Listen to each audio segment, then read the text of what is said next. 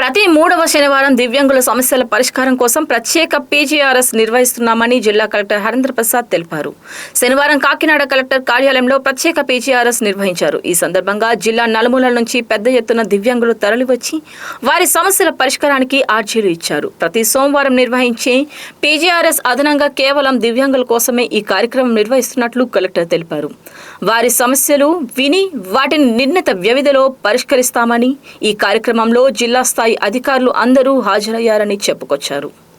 కాకినాడ ప్రజలందరికీ నమస్కారం.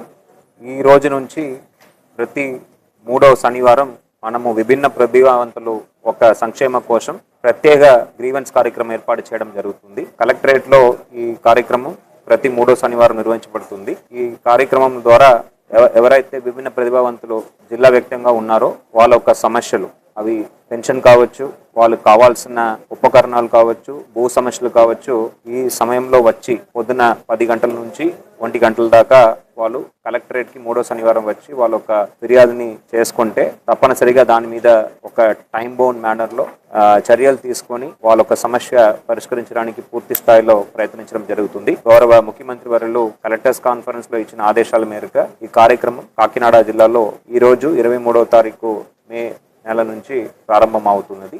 ఇప్పటికే దాదాపు 30 to 40 మంది దాకా వచ్చి వాళ్ళ ఒక అర్జీలు ఇవ్వడం జరిగినది. ప్రతి నెల కూడా 3వ శనివారం ఇది నిర్వహించడం జరుగుతుంది.